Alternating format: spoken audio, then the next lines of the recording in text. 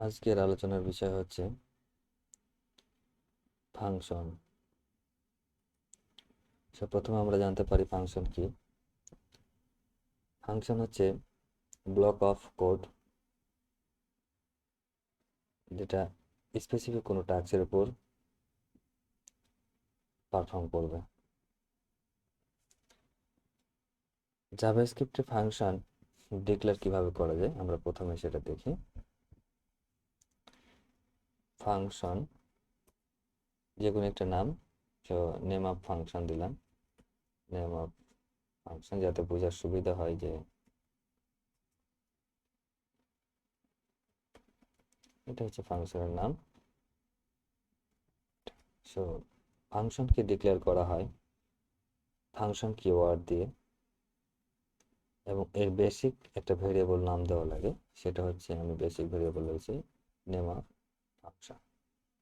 এই ভেরিয়েবল নামটা যেটা যে ধরনের টাস্ক করবেন সেই ধরনের টাস্কের উপর নাম, মিনিংফুল নাম রেখে কাজটা করলে সবচেয়ে স্ট্যান্ডার্ড একটা ওয়ে হয়। যেমন ধরুন দুইটা যোগ, এ এবং বি যোগ করবেন, বা এক আর দুই যোগ করবেন, সাম করবেন। সো এখানে সাম নামে আপনি ফাংশনটা নিতে পারেন, অথবা অ্যাড নামে নিতে পারেন।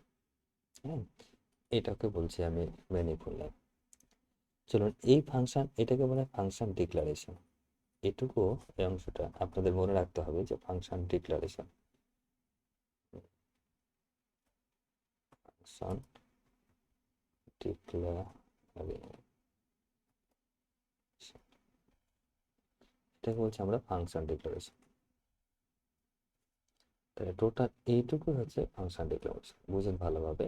প্রথম হচ্ছে ফাংশন কিওয়ার্ড, দেন ভেরিয়েবল নেম, মিনিংফুল একটা, যে ফাংশনটা যে ধরনের টাস্ক ক্রিয়েট করবেন সেই ধরনের টাস্কের জন্য সেই নামটা দেবেন।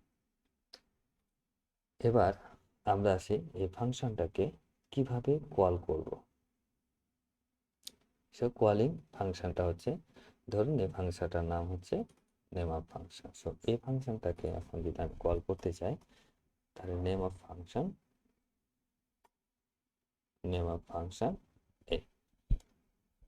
এই পার্টটাকে বলছি আমরা কলিং ফাংশন।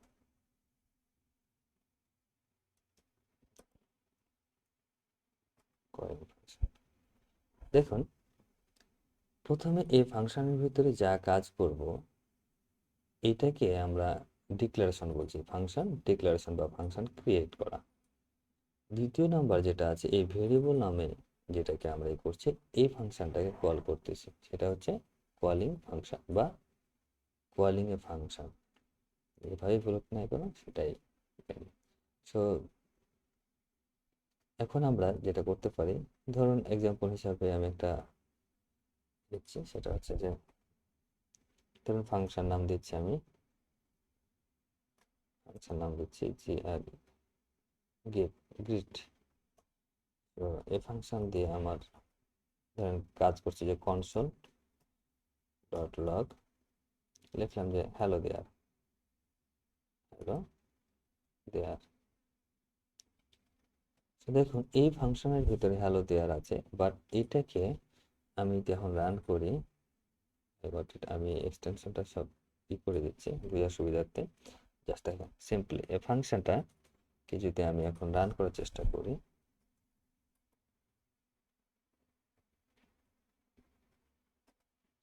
দেখেন নাথিং, কিচ্ছু নেই।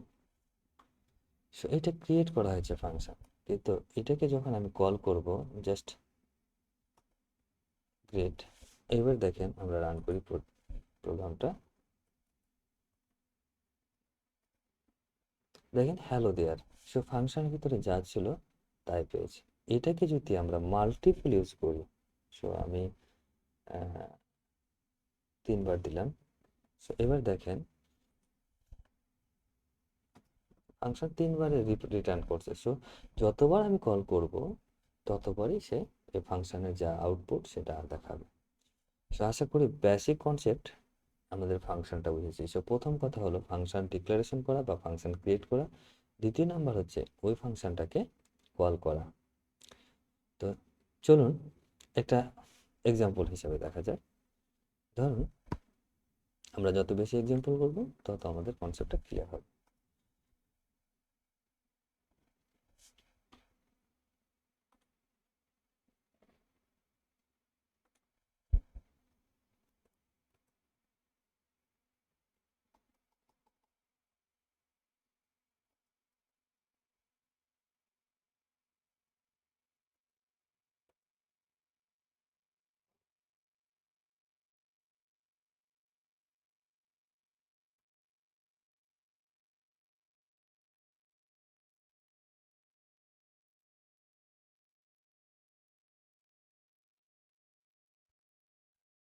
আমরা এক্সাম্পলটা শুরু করি। ধরেন আমরা একটা ফাংশন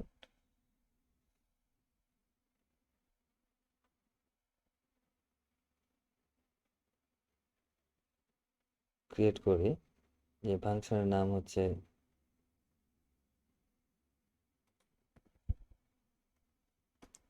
ফাংশন, ধরেন গ্রি নামে একটা ফাংশন ক্রিয়েট করলাম এবং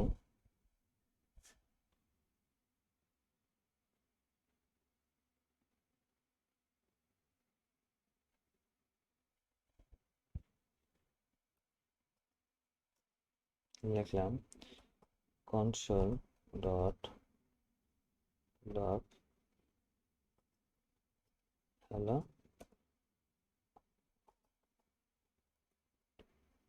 ওয়ার্ল্ড।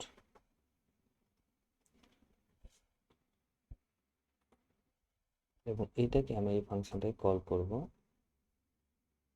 ফাংশন কল করার জন্য যে ফাংশনের নামটা ধরেছিলাম এবং এটা সিম্পল। এবার যদি আমরা রান করি তাহলে আউটপুট কি আসবে, এই ফাংশনের ভিতরে আউটপুট কনসোল ডট লগ। এখন দেখেন হ্যালো ওয়ার্ল্ড চলে আসছে। এটা টেক্সট আমি একটা ডিসপ্লে করে দেখালাম। দ্বিতীয় নাম্বারে যেটা আমরা আলোচনা করব এবার, সেটা হচ্ছে প্যারামিটার। ফাংশন এর ভিতরে কিভাবে প্যারামিটার পাস করা হয় সেটা নিয়ে আমি দেখব। সো ধরুন এই ফাংশনটা আমার এখানে প্যারামিটার পাস করলাম, নেম নামে একটা প্যারামিটার পাস করছি এবং আমি বলে দিচ্ছি এখানে হ্যালো।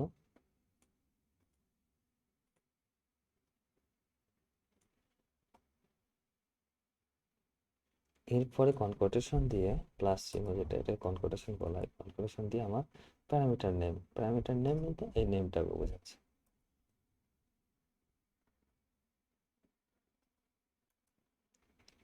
এবং আমি এটা দিয়ে বোঝাচ্ছি একটা সেমিকোলন, নাম সমান এটা, বা নাম সেমিকোলন নেম কোলন সমান এই নামটা দেখাবে। সো এখন আমি যদি ফাংশনের ভিতরে একটা নাম প্যারামিটার পাস করি, ধরেন এখানে নাম,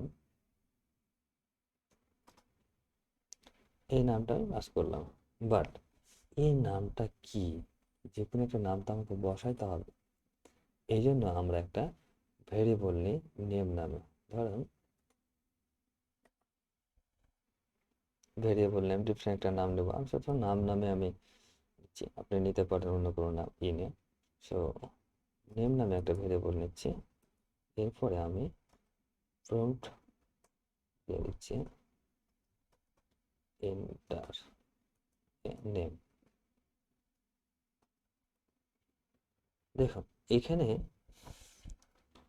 প্রম্পটটা দেওয়ার কারণে আমি এখানে প্রম্পট লিখে এই প্রম্পট সিঙ্ক্রোনাইজ করে দিয়েছি যাতে আমার এই নামটা দেখায়। সো ক্লিয়ার করে দিই রান করে, তাহলে দেখবো আমরা নোট যে এসে এবার ইন্টারিয়র নাম, যে নামটা আমি দেবো সেই নামটা। সো দেখা যাচ্ছে কি নাম দিলাম আমি রহিম।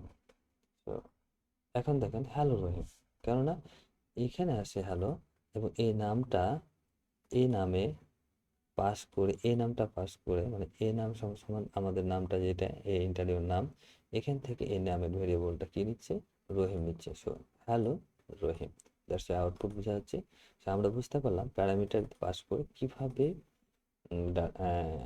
ফাংশন কাজ করে। সো আমার এই মুহূর্তে এখন যেটা আসতেছে যে হ্যালো রহিম। আশা করি আপনি বুঝতে পেরেছেন। আরেকটা এক্সাম্পল আমি করি, যেমন প্যারামিটারে আরেকটা এক্সাম্পল,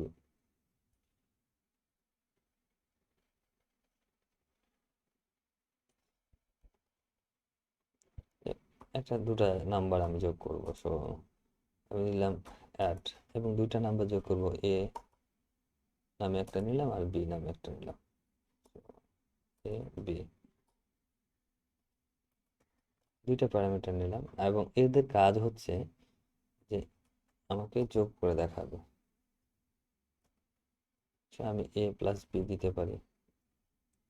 সো সিম্পলি যোগ হয়ে গেল।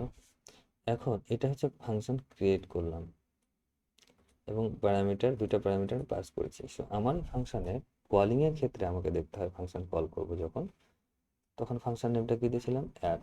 সো অ্যাড এর উপর আমরা কয়টা প্যারামিটার পাস করলাম, দুইটা। সো দুইটা নাম্বার যদি আমরা দিই তাহলে আমাদের 5, 5। সো আমরা জানি 5 আর 5 যোগ করলে কি হবে, কারণ এখানকার এ 5 আর 5 এর আউটপুটটা হচ্ছে যোগ। সো A5 সমান সমান এ, A5 সমান সমান বি। সো এর মান 5 এখানে আসলো এবং বি। সো আমরা বুঝতে পারলাম 5 আর 5 যোগ করলে কি হবে, 10 হবে। সো চলুন আমরা আউটপুটটা দেখি। দেখেন এখানে আউটপুট আমাদের 10 এসেছে। সো প্যারামিটার দুইটা নাম্বার, দেখেন এখানে আমি একটা এখানে দেখেন এই মিনিংফুল নেম অ্যাড। সো এটাতে বোঝা যাচ্ছে সে অ্যাড করতেছে। সো এই ধরনের মিনিংফুল নাম দিবেন। দেখেন আমি আরেকটা যদি করি, ফাংশনের মজা হচ্ছে রিইউজ করা যায়। সো আবার যদি আমি ফাংশনটাকে কল করি, করার পর আমি যদি 3,10 দিই, সেক্ষেত্রে দেখবেন এটাও যোগ করবে। হ্যাঁ, সেখানে 13, আগেরটাও করবে এবং পরেরটা করবে, 10 এবং 13। সিম্পল।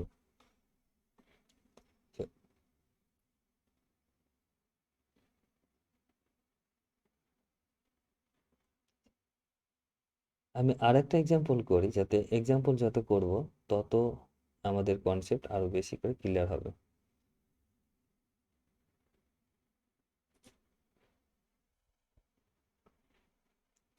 আমরা এবার রিটার্ন টাইপে আমরা কাজটা করব, ফাংশন কাজ করব। সো দেখুন ফাংশন এবং অ্যাড করছিলাম, সো অ্যাডটা করব, দুইটা প্যারামিটার এ এবং বি নিলাম এবং ফাংশনের ভিতরে আমরা রিটার্ন করতেছি এ প্লাস বি।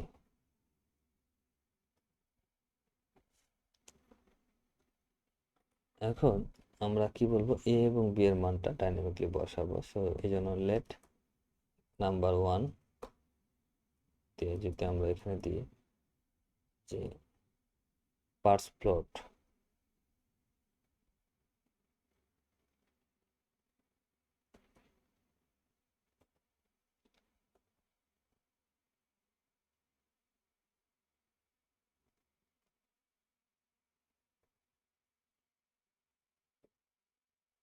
এন্টার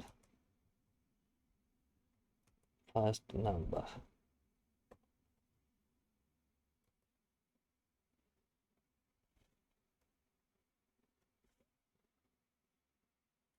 এটা কপি করে দ্বিতীয় নম্বরে লিখলাম, এটাকে লিখলাম ফার্স্টের পরিবর্তে সেকেন্ড নাম্বার। এই প্রমোট ইউজ করার জন্য আমাদেরকে এখানে একটা কি করতে হবে, রিকোয়ারমেন্টটা অ্যাড করতে হবে, সেটা হচ্ছে কনস্ট্যান্ট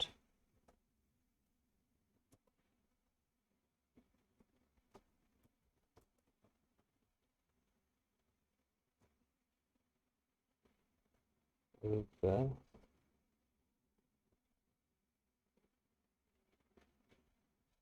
প্রমোট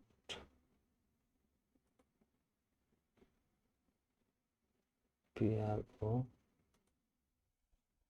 MPT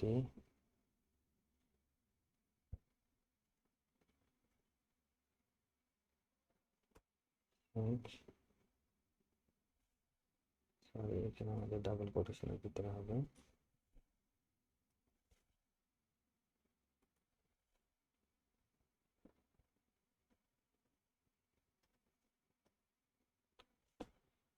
এটা সম্পর্কে একটা বিস্তারিত ভিডিও আছে, ভিডিওর লিঙ্কটা দেওয়ার চেষ্টা করবো যাতে আপনারা সহজে এক্সট্রা প্রবলেম সলভ করতে পারেন। তো আমরা কি করলাম, দুইটা নাম্বার নিলাম এবং দুইটা নাম্বারকে আমরা একটা ফাংশন কল করব। সো আমরা এই ফাংশন কল করবো, এটা একটা ভেরিয়েবল নাম নিতে পারি সুবিধার জন্য। রেজাল্ট নামে একটা ভেরিয়েবল নাম নিলাম এবং সেখানে ফাংশনটা কি নাম ছিল, ফাংশন নাম ছিল আমাদের অ্যাড। অ্যাড নিলাম, অ্যাডে আমাদের কয়টা নাম্বার ছিল, দুইটা। দুইটা প্যারামিটার পাস করছিলাম এ এবং বি। সো আমরা নাম্বার 1 এবং নাম্বার 2টা এখানে বসিয়ে দেবো, তাহলে হবে কি নাম্বার 1 এর ভ্যালু পাবে এবং নাম্বার 2 সেটা নাম্বার 2 এর ভ্যালু পাবে। এখন এখানে রিটার্ন টাইপ আছে, বাট এখানে আউটপুট কি কিছু আসবে, যেহেতু আমাদের ডিসপ্লে console.log নেই, সেহেতু আমাদেরকে যেটা করতে হবে, আমরা এই ভেরিয়েবল নিয়েছি, এই ভেরিয়েবলটাকে কনসোল ডট লগ করলে আমরা মানটা দেখতে পাবো। সো কনসোল ডট লগ, একটু কাজটা সুন্দর করে কাজটা বোঝার জন্য আমি লিখতেছি দিস সাম ইজ, এবার কনকোটেশন, আমি ভেরিয়েবল নাম দিয়েছিলাম কি রেজাল্ট। সো আমার ফাংশনে যে নাম পেয়েছিলাম রেজাল্টটা কল করলাম। তো এই ফাংশনের যা কিছু আছে, এই যে এই নাম্বারটা যা পাবে সেটাই এখানে সাম করে মানে যোগ করে দেখাবে। সো দিস সাম ইজ, এটা নাম্বার দুইটা যোগ করলে। তো দেখি আমরা এবার আউটপুটটা কি আসে।